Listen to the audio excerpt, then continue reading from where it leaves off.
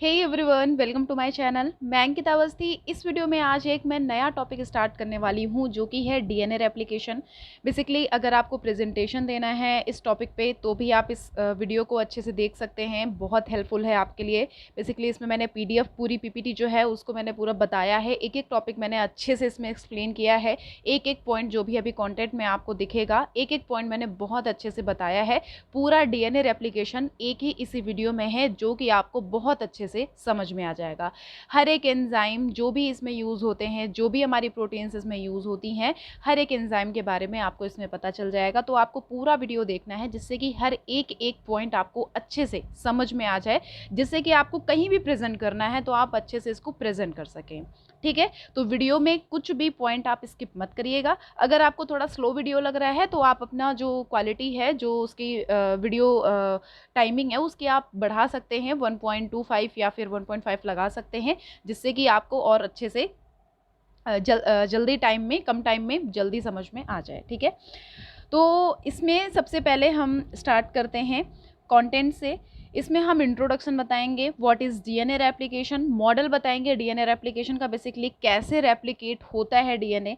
And इसमें एक model use किया गया था, उसको किस एक्सपेरिमेंट के थ्रू उसको ट्रू माना गया था ये बताएंगे, जो कि है मिज़ल्सन एंड स्टॉल एक्सपेरिमेंट। एंड इसमें कंपोनेंट जो अभी मैंने बताया, एंजाइम्स जो होते हैं डीएनए रेप्लिकेशन में वो कौन से यूज़ किए जाते हैं उनके बारे में, स्टेप्स क्या है डीएनए रेप्लिकेशन के, प्रोकैरियोट्स में कैसे होता है, यूकैरियोट और प्रोकैरियोट दोनों में डीएनए रेप्लिकेशन होता है, तो प्रोकैरियोट्स में एंजाइम्स कौन कौन से यूज़ होते हैं, जो 3 स्टेजेस होती हैं इसकी वो इसके अंदर हम बहुत अच्छे से समझेंगे। उसमें कौन कौन से एंजाइम्स कहाँ कहाँ पे यूज़ होते हैं, कौन सा एंजाइम कहाँ पे एक्ट करता है। देन कंप्लीट प्रोसेस लास्ट में हम इसको समराइज़ करेंगे कि हमने पूरे वीडियो में अच्छे से क्या पढ़ा है। एक डायग्राम के थ्रू हम सारा वीडियो अच्छे से समझ लेंगे। क्लियर है? तो first of all let us have some introduction. DNA replication is the biological process of producing two identical replicas of DNA from one original DNA molecule. It is a biological process occurring in all living organisms and it is the basis for biological inheritance. It is a semi-conservative process which was proved by Michelson and Stoll, जो कि मैं अभी आपको आगे बताने वाली हूँ। Next में अगर हम देखें what is DNA replication, basically हम इसमें बात करेंगे डीएनए रेप्लिकेशन की, कि हम जानते हैं जो सेल साइकिल है उसकी एक फेज़ होती है इंटरफेस कहा जाता है, जिसके अंदर डीएनए रेप्लिकेट करता है, मींस अपनी जो नंबरिंग है उसको डबल करता है। अब ये जो रेप्लिकेशन होता है ये कैसे होता है, ये रेप्लिकेट कैसे डीएनए की होती है, तो ये इसलिए ज़रूरी है, क्यों ज़रूरी है कि जो सेल है जब 2 में डिवाइड होता है तो ये ज़रूरी है कि उसकी डीएनए भी जो है उसकी 2 कॉपीज़ हों, उसका डीएनए भी डबल हो जाए, ताकि एक कॉपी डीएनए एक सेल में जाए और दूसरी डीएनए की जो कॉपी है वो दूसरे सेल में जाए, और वो दोनों जो है वो प्रॉपर फंक्शन कर सकें। ठीक है, क्योंकि जो डीएनए है वो हेरिडिटी मटेरियल है, उसके अंदर सारी एक्टिविटी को कंट्रोल करने की इंफॉर्मेशन होती है। क्लियर है? यहाँ पे क्या है, डीएनए रेप्लिकेशन बेसिकली क्या होता है, कॉपी ऑफ डीएनए। ठीक है, बेसिकली दूसरी कॉपी बोल सकते हैं, वो होता है डीएनए रेप्लिकेशन। तो copying genetic information of transmission to the next generation, process of DNA duplicating itself begins with the unwinding of double helix to expose the bases of each strand of DNA। इसमें क्या होगा basically, अभी आगे आपको पूरी process मिलेगी। इसमें क्या होता है कि कुछ कुछ एंजाइम्स यूज़ किए जाते हैं जिससे कि डीएनए की अनवाइंड होती है। जैसे कि एक आपने रस्सी देखी होगी, है ना, आपने उसको सर्कल सर्कल मुड़ा मुड़ा हुआ देखा होगा। अगर आप उसको खोलते हैं तो जब खोलते हैं तो जो खोलने के अंदर जस्ट टुवर्ड्स जाता है, तो जो उस टाइम पे यूज़ होता है एंजाइम, उसके बारे में भी हम अच्छे से पढ़ेंगे। बेसिकली वो हेलिकेज एंजाइम होता है। Clear? Then each unpaired nucleotide will attract a complementary nucleotide from the medium, then will form base pairing via hydrogen bonding. Enzymes link the aligning nucleotides by phosphodiester bond to form a continuous strands. ठीक है, then यहाँ पे हम क्या पढ़ेंगे, इसमें जो हमारे मॉडल्स जो हैं उनको यूज़ किया गया है, कि इसमें हमें ये पता चलेगा ये जो 3 मॉडल दिए गए हैं इसमें से कौन सा मॉडल है जो ट्रू है। In the late 1950s, three different mechanism was proposed for the replication of DNA. First is conservative model. इसमें क्या होता है कि both parental strand stay together after DNA replication. Semi conservative में क्या होता है कि जो डबल स्टैंडर्ड DNA होता है ये कंटेन होता है एक वन पेरेंटल और एक डॉटर स्टैंड, मतलब पेरेंटल मतलब जो पहले से हमारा डीएनए होता है, एक डॉटर मतलब जो हमारा नया डीएनए उसको ऐड करता है। नेक्स्ट डिस्पर्सिव मॉडल जो होता है, इसमें क्या होता है पेरेंटल और डॉटर दोनों होते हैं बट वो इंटरस्पर्स होते हैं, मतलब मिक्स्ड होते हैं एक दूसरे में, ठीक है। अब इसमें क्या है प्रपोज मॉडल है, इसमें सारे मॉडल का पूरा अच्छे से दिखाया गया है। बेसिकली इसमें एक इशू खड़ा हुआ कि जो डीएनए है उसकी रेप्लिकेशन कैसे होती है। हिस्ट्री में इसके कुछ एक्सपेरिमेंट भी दिए गए हैं थ्रू सम मॉडल्स, जैसे अभी मैंने बताया जो 3 मॉडल्स हैं हिस्ट्री में डीएनए रेप्लिकेशन कैसे होता है इसको एक्सप्लेन करने के लिए। तो पहला कंजर्वेटिव था, देन सेमी कंजर्वेटिव था, देन फिर डिस्पर्सिव था। ये तीनों मॉडल अपने अपने तरीके से बताएंगे कि कैसे आप डीएनए की रेप्लिकेशन करते हैं बट डेफिनेटली इसमें से एक ही मॉडल जो है वो ट्रू निकलेगा। तो इन तीनों मॉडल को जस्टिफाई करने के लिए एक एक्सपेरिमेंट भी डिज़ाइन किया गया। वो एक्सपेरिमेंट जो अभी मैंने बताया था मिज़ल्सन एंड स्टॉल एक्सपेरिमेंट। तो एक्सपेरिमेंट की वजह से हमें पता चलेगा कि कौन सा मॉडल जो है वो डीएनए रेप्लिकेशन के बेस पे ट्रू है, मतलब किसको आप आगे यूज़ कर सकते हैं। तो देखिए यहाँ पे सबसे पहले हम सेमी कंजर्वेटिव मॉडल को देखेंगे। इसमें क्या है, इसके अकॉर्डिंग डीएनए की रेप्लिकेशन कैसे होती है। सो इस मॉडल के अकॉर्डिंग यहाँ पर डायग्राम में अगर आप देखेंगे कि यहाँ पर एक कॉपी है डीएनए की, तो ये कॉपी क्या हो रही है आगे ओपन हो रही है, ठीक है। ओपन होने के बाद क्या हो रही है, एक हमारा यहाँ पे पेरेंटल डीएनए आ जाता है, जो स्ट्रैंड्स डिवाइड हो रहे हैं यहाँ पे क्या होएगा एक पेरेंटल डीएनए आएगा, मतलब कि जो आपका पहले ही होगा, मतलब यहाँ पर 2 कॉपीज डीएनए की बनी है। इन कॉपी के अंदर स्ट्रैंड एक पुराना वाला होगा जो कि पेरेंटल डीएनए होगा, और जो एक दूसरा डीएनए आएगा वो होएगा जो ये ब्लूइश कलर में दिख रहा है, ये हमारा नया डीएनए होगा, नया स्ट्रैंड है, तो इसको हम बोलेंगे डॉटर स्ट्रैंड, ठीक है। अब हम कंजर्वेटिव में आते हैं। अभी हम इतना पढ़ेंगे, नीचे वाले में नहीं जाएंगे, आफ्टर सेकेंड रेप्लिकेशन साइकिल में अभी नहीं जाएंगे, अभी हम इतना पढ़ते हैं, इतना तीनों में एक बार देख लेते हैं। कंजर्वेटिव में क्या हो रहा है, कंजर्वेटिव में एक जो है वो पूरा कॉपी बना रहा है, 2 कॉपीज बन रही है, और एक जो है वो पूरा नया बन रहा है, ठीक है। सेकेंड में पूरे नए स्ट्रैंड्स आ रहे हैं, ठीक। थर्ड में क्या हो रहा है डिस्पर्सिव मॉडल में कि डीएनए की कॉपी का रेप्लिकेशन हो रहा है, और न्यू डीएनए की जो कॉपी बनती है वो न्यू डीएनए की कॉपी और जो डीएनए की कॉपी है इसके अंदर क्या होता है इंटरस्पर्स हो जाती है। इंटरस्पर्स मतलब दोनों मिक्स हो जाती है। तो देखिए फिर मिक्सिंग हो रही है, फिर ब्लू आ रहा है, फिर मिक्सिंग हो रही है, फिर ब्लू आ रहा है। आफ्टर फर्स्ट रेप्लिकेशन साइकिल के बाद देखिए इसमें जो डिस्पर्सिव मॉडल है दिख रहा है, तो इसमें 2 कॉपीज मिल जाती है, इसमें इंटरस्पर्स होता है, बेसिकली मिक्स हो जाता है, ठीक है। अब ये हमारे मॉडल तो दे दिए गए, अब इनको प्रूफ कैसे किया जाएगा, इसमें पता कैसे चलेगा कि एक मॉडल हमारा सही है। तो अब इसमें प्रूफ करने के लिए ये एक्सपेरिमेंट किया गया है। तो इस एक्सपेरिमेंट के अकॉर्डिंग क्या है कि साइंटिस्ट ने क्या किया, बेसिकली इसमें आप N15 और N14 ये दोनों कल्चर देख रहे होंगे, ये सॉल्यूशंस देख रहे होंगे। इसमें बेसिकली आप इसको पढ़ लीजिए कि इसमें जो हमारे मैथ्यू मिज़ल्सन और फ्रैंकलिन स्टॉल थे उन्होंने कंडक्ट कराया था ई कोलाई बैक्टीरिया, उन्होंने इस पर एक्सपेरिमेंट किया था। ई कोलाई क्या होता है, इसमें 20 मिनट में इसका साइकिल जो होता है वो कंप्लीट हो जाता है, ठीक है। तो बेसिकली इन्होंने 20 मिनट पे कल्चर मीडियम में डीएनए उसका डाला था, देन उसके बाद जो भी हमारे बैंड्स बन रहे थे उनको देखा था, ठीक है। इसको हम आगे भी पढ़ रहे हैं। इस डायग्राम के साथ आपको पूरा अच्छे से समझ में आ जाएगा। जस्ट अ सेकेंड,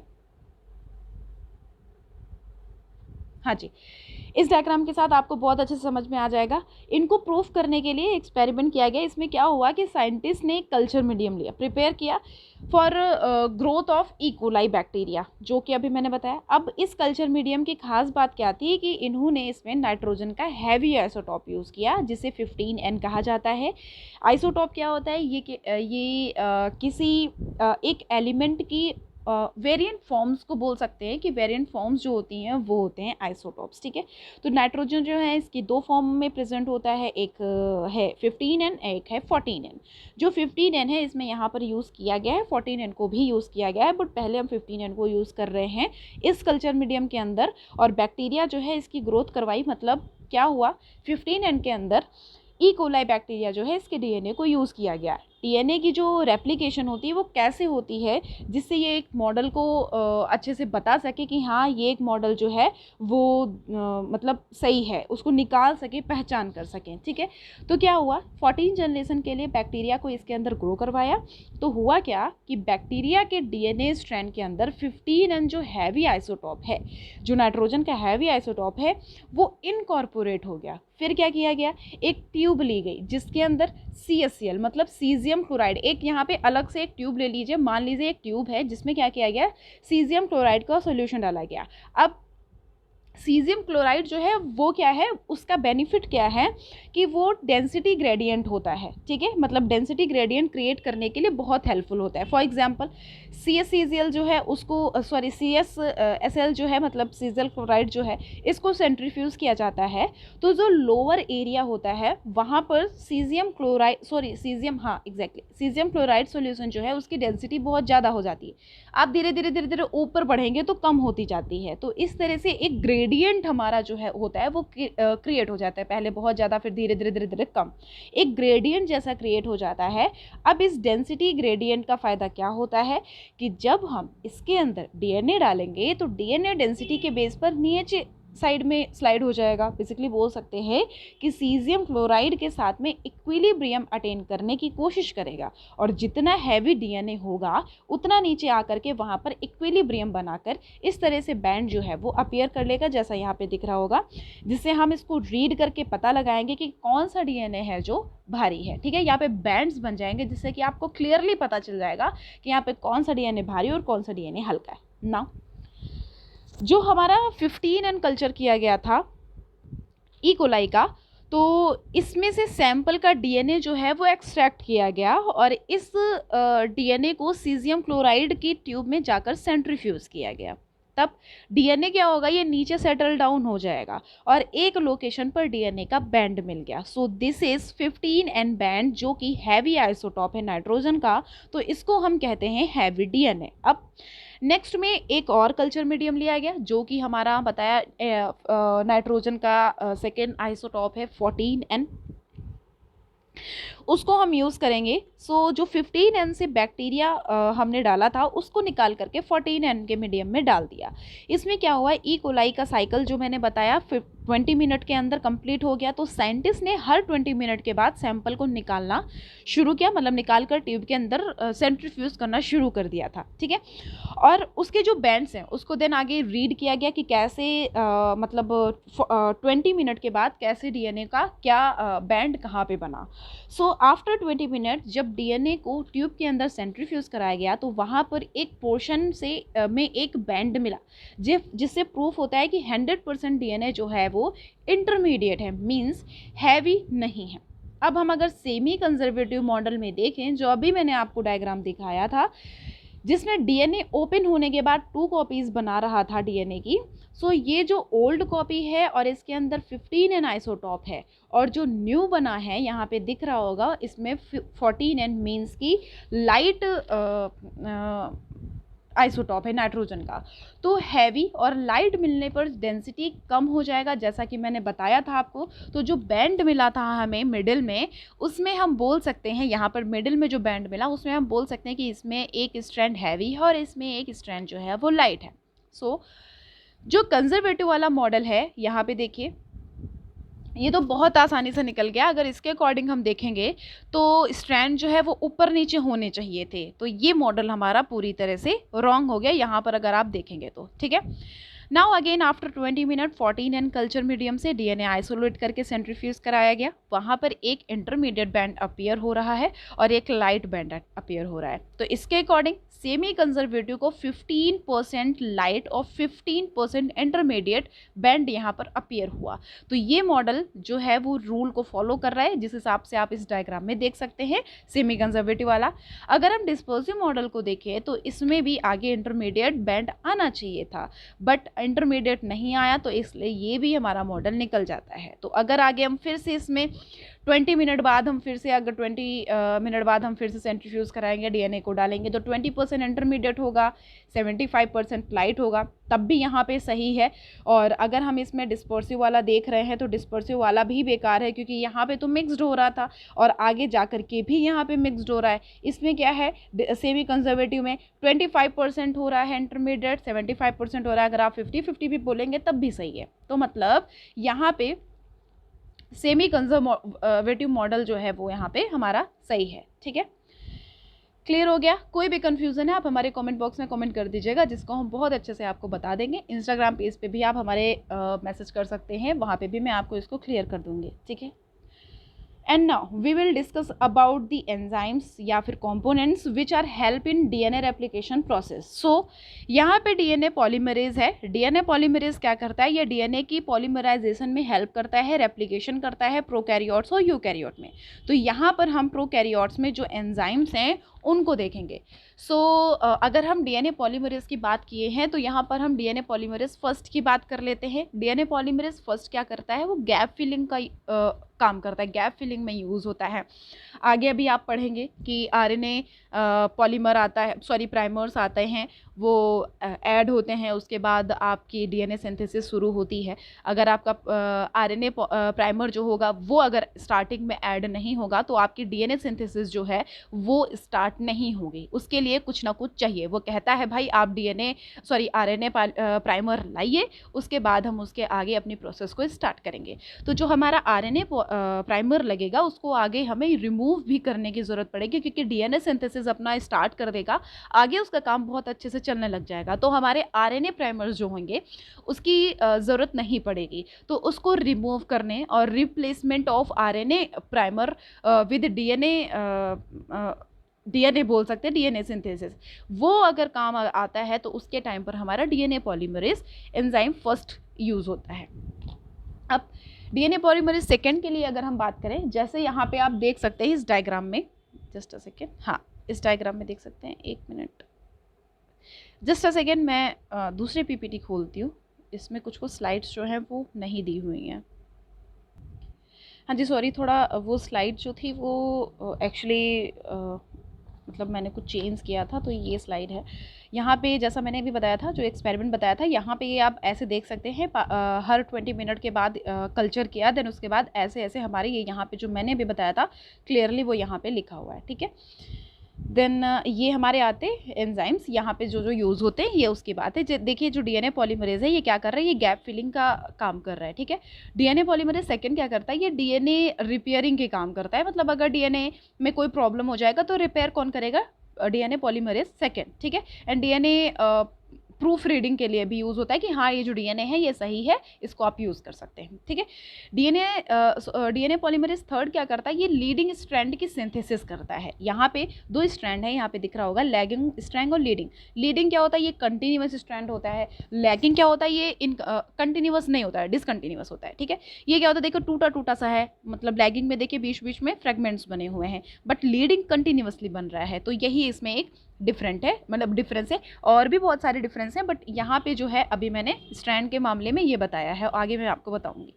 इसमें देन आता है हमारा हेलिकेज एंजाइम। यहाँ पर हेलिकेज लिखा हुआ है, जो कि लिखा हुआ है प्रोसेसिव अनबाइंडिंग ऑफ डीएनए, जो मैंने स्टार्टिंग में बताया था। ये क्या करता है, जैसे जो ये डीएनए है, जस्ट अ सेकेंड मैं दूसरा एक डायग्राम देखती हूँ जिसमें आपको बहुत अच्छे से समझ में आ जाए। हाँ जी, ये देखिए यहाँ पे वाई शेप का दिख रहा होगा, ये बिल्कुल सर्कल में, जस्ट अ सेकेंड इसको ब्रश,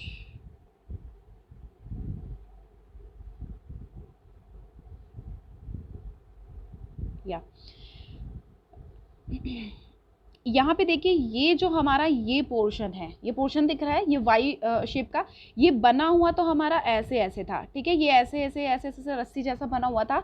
इसको जब ये वाला स्ट्रैंड और ये वाला स्ट्रैंड खोलेंगे तो कुछ इस तरह का शेप बन के आएगा। तो ये जो हमारा यहाँ पे यूज़ होता है एंजाइम, वो होता है हेलिकेज एंजाइम। यहाँ पे दिख रहा होगा, ये होता है हमारा हेलिकेज एंजाइम। क्लियर है? तो बस ये ऐसे ही हमारा जो ये होता है एंजाइम, इसी को इसी तरह से यूज़ किया जाता है। ठीक है, तो ये हो गया है हेलिकेज जो कि हमारा अनबाइंडिंग में हेल्प करता है, और ये फर्स्ट एंजाइम होता है डीएनए रेप्लिकेशन में। देन होता है हमारा सिंगल स्ट्रैंड बाइंडिंग एंजाइम। ये क्या करता है, ये हेलिकेज ने जो अनवाइंड किया था स्ट्रैंड को, उसको स्टेबलाइज करने में यूज़ होता है, ताकि जो डीएनए स्ट्रैंड है ये वापस ना जुड़े। अगर वापस जुड़ने लग जाएगा, जैसे कोई भी आप थ्रेड ले लें, ठीक है, थ्रेड कोई भी होता है तो वो कुछ लाइंस में मुड़ा हुआ होता है ना, मतलब उसमें और भी कई सारे थ्रेड्स मिले हुए होते हैं, तो वो सर्कल में ऐड होते हैं। तो अगर आप थ्रेड को आप पकड़ के उसको खींचेंगे, बीच से निकालेंगे, तो निकालने के बाद फिर से छोड़ देंगे, फिर से वैसे ही अपना वो शेप ले लेता है, वैसे ही अपना साइज में आ जाता है, जो भी उसका पहले हमारा पोजीशन रहता है, ठीक है।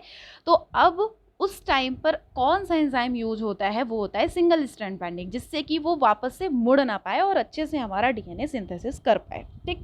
फिर आता है हमारा प्राइमेज। यहाँ पे देखिए सारे एंजाइम्स हैं। प्राइमेज क्या करता है, ये आरएनए की सिंथेसिस करता है। डीएनए लाइगेज क्या करता है, यहाँ पे ओकाज़ाकी फ्रेगमेंट्स होते हैं। जैसा अभी मैंने बताया कि जो लैगिंग स्ट्रैंड है वो फ्रेगमेंट्स में यूज होता है, मतलब उसमें फ्रेगमेंट्स बने होते हैं, तो वो जो फ्रेगमेंट्स होते हैं उसको हम बोलते हैं ओकाज़ाकी फ्रेगमेंट्स, ठीक है। तो इनको जो है वो ज्वाइंट करता है, क्लियर है। देन हमारा क्या है, आता है हमारा टोपोआइसोमरेज। ये क्या करता है, जब डीएनए रेप्लिकेशन होता है तब वहाँ पर रेप्लिकेशन फॉक्स बन जाते हैं। फॉक किसको कहते हैं, जस्ट अ सेकेंड, जो ये हमारा वी शेप का बना है, ये जो हमारा वी शेप का बना है, तो इसी को बोलते हैं हम फॉक, ठीक है, क्लियर है, इसी को बोलते हैं हम फॉक। तो ये क्वेश्चन पूछा जाता है, अगर आप 12th वाले स्टूडेंट हैं, अगर आप देख रहे हैं, तो ऐसा क्वेश्चन आपके नीट के एग्जाम में भी काफ़ी पूछा जाता है।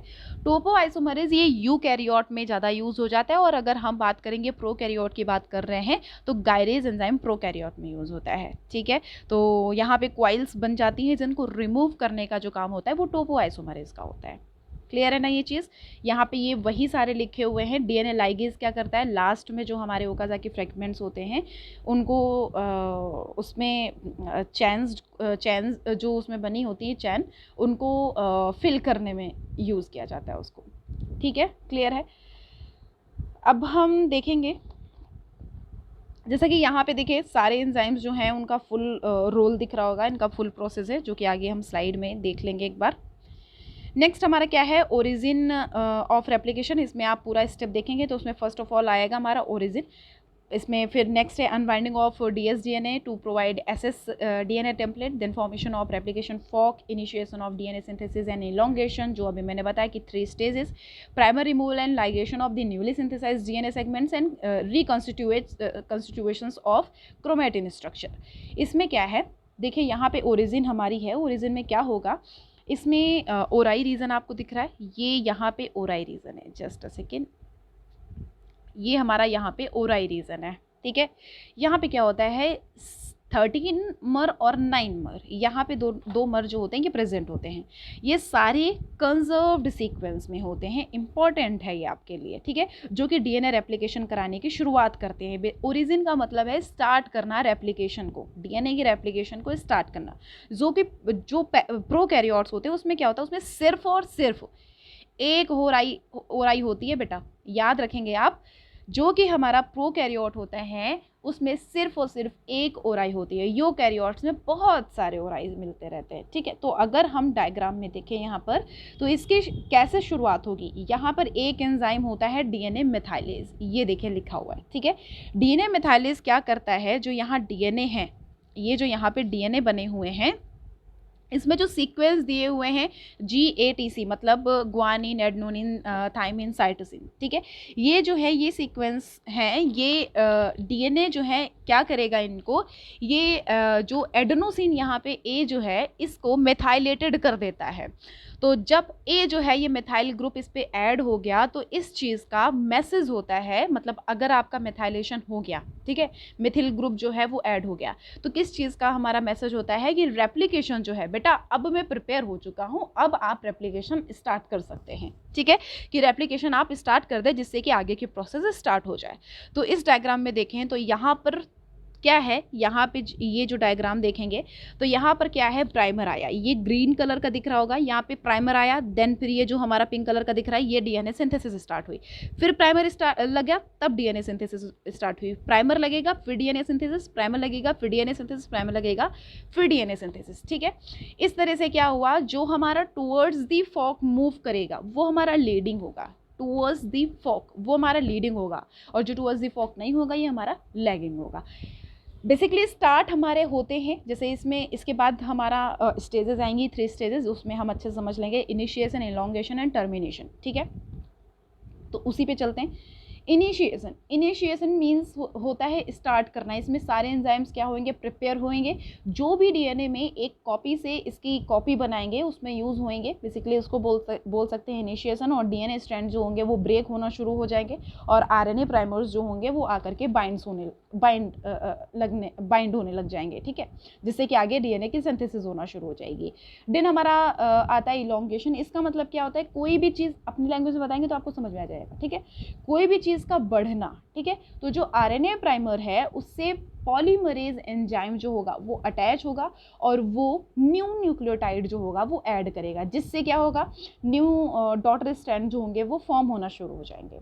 देन टर्मिनेशन आता है, इसमें क्या होता है, इसमें रेप्लिकेशन प्रोसेस जो होती है वो कंप्लीट हो जाती है। इसमें और क्या होता है कि जो न्यूक्लियोटाइड ऐड होंगे उनके बाद कुछ स्पेस रह जाता है, जो बेसिकली अगर आप न्यूक्लियोटाइड ऐड करेंगे कुछ कुछ उसमें स्पेस रह जाएगा, तो स्पेस को कौन फिल करता है, डीएनए लाइगेज, जो कि हमारा फॉस्फोडाइस्टर लिंकेज बनाएगा between 3' OH of 1 nucleotide and 5' phosphate end of the other fragment. ठीक है, तो एक बार क्रोमोसोम कंप्लीटली रिप्लेस हो जाएगा तो जो हमारा सेकंड मतलब 2 स्ट्रैंड होंगे डीएनए के वो डिफरेंट सेल्स में सेल डिवीजन के टाइम पर चले जाएंगे। इस तरह से हमारी प्रोसेस वो जो है वो कंप्लीट हो जाएगी। ठीक है, तो ये हमारी 3 स्टेजेस हो गई, जो कि आप पढ़ भी सकते हैं, यहाँ पे मैंने अच्छे से डाल भी रखा है, पढ़ भी लीजिएगा, स्क्रीनशॉट भी ले सकते हैं।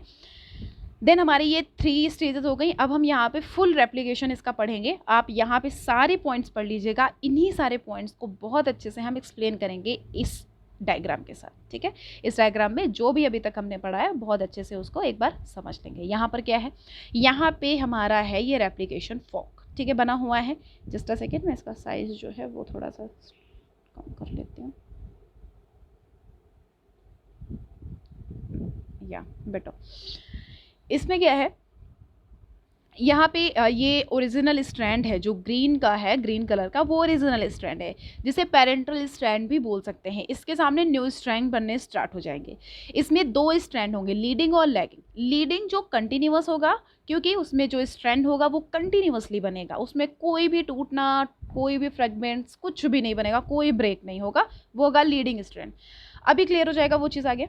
यहाँ पर एक एंजाइम होता है डीएनए पॉलीमरेज, हाँ एक मिनट, और लैगिंग स्ट्रैंड क्या होता है, जो कंटिन्यूअस नहीं चलता है, डिसकंटिन्यूअस बोलते हैं उसको, फ्रेगमेंट्स बनते रहते हैं, टूटते रहते हैं। ठीक है, डीएनए आरएनए पॉलीमर प्राइमर लगेगा, फिर डीएनए सिंथेसिस होगा, फिर लगेगा, फिर डीएनए सिंथेसिस होगा। ठीक है, अब यहाँ पर डीएनए पॉलीमरेज एंजाइम जो है वो यूज़ होता है, डीएनए पॉलीमरेज 3rd। यहाँ पे इसका काम क्या होता है, न्यूक्लियोटाइड को ऐड करना। ठीक है, तो द 3' एंड पे न्यूक्लियोटाइड को ऐड करेगा कौन, डीएनए पॉलीमरेज 3rd। ठीक है, एंड एक एंजाइम होता है यहाँ पे गायरेज, जिसके बारे में मैं बताना भूल गई थी, जो कि टोपो आइसोमरेज के टाइम पे आया था, जो यूकैरियोट्स में यूज़ होता है, और प्रोकैरियोट में क्या होता है, गायरेज, जिसका काम होता है डीएनए की जो ट्विस्ट होता है, मतलब जो रस्सी या जो थ्रेड होता है वो ट्विस्ट में होता है, उसको ओपन करना। ठीक है, जिसे हेलिकेज एंजाइम जो है वो इजिली उसको अनवाइंड कर सके, उसको ओपन कर सके।